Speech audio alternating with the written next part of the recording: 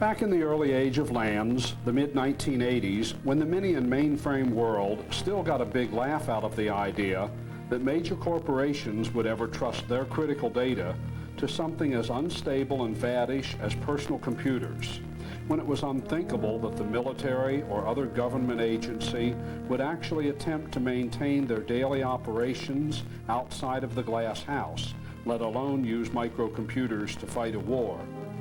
A handful of futuristic techies who discovered a network operating system named after a strange-looking tree organized what has come to be known in the industry today as one of the most successful user groups ever formed.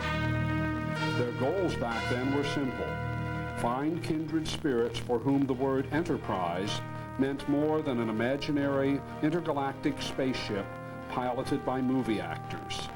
People who shared a concept for managing technology that was much more futuristic and progressive than what was available from most of the other popular operating systems of that day.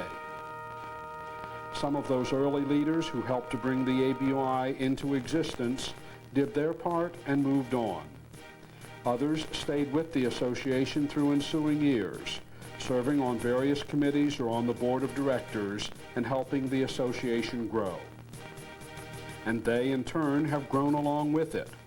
Some who were network administrators back then are now executives running their own successful companies, specializing in the creation and implementation of state-of-the-art software and hardware to enhance and expand the usefulness of that network operating system which drew them together in the first place.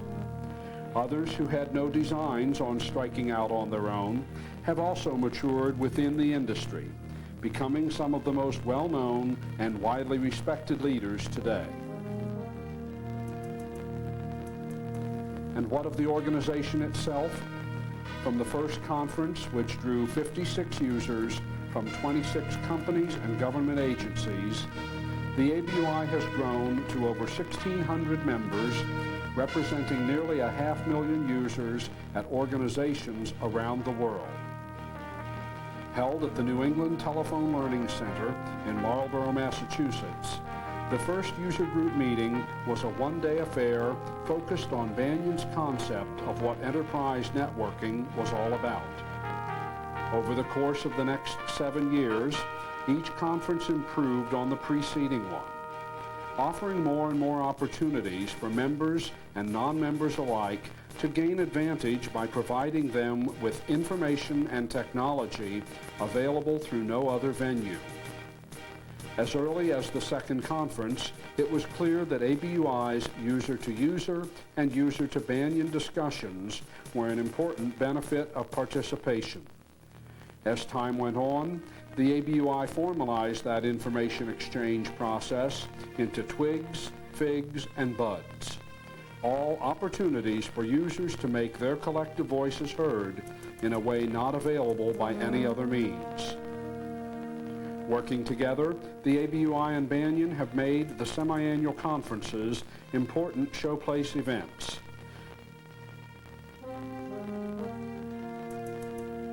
Banyan has used the events to introduce new product features, new management directives, and important partnering agreements. And the ABUI has continued to provide a showcase for the largest Vines-compatible product exhibit anywhere in the world.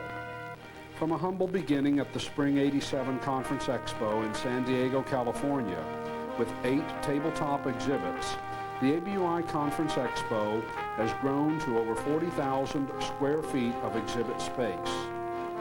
And so the ABUI enterprise continues to grow and expand. At the Fall '91 conference held in Los Angeles, the ABUI Training Institute was unveiled, adding yet another dimension to the program.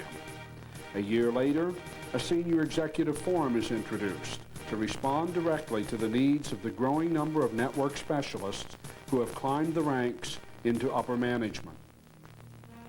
And as membership has spread across the U.S. and Canada, Australia, Europe, the United Kingdom, the Far East, the Near East, the Middle East, and on, so the conferences held in both the U.S. and Canada have attracted users in increasing numbers from around the world.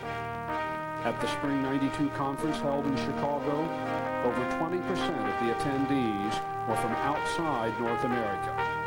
And now, to better serve these international members, the ABUI is planning a conference on the mainland of Europe. In spring '93, the Association of Banyan Users International will host its first European conference in Amsterdam. And there's more. One of the major benefits accruing to membership in the ABUI is a publication known as the ABUI Network News.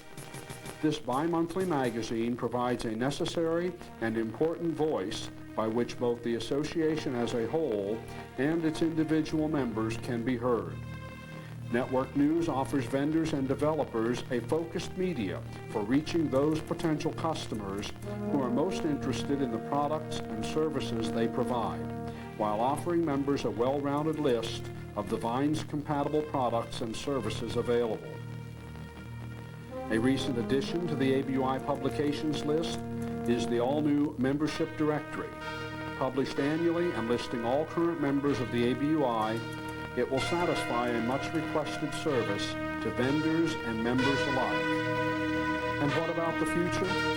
What lies in store for this enterprise known as the Association of Banyan Users International? Who can tell? If our past growth and successes are any indication, the association is destined to play a critical role in promoting the strategic importance of enterprise networking to organizations around the globe.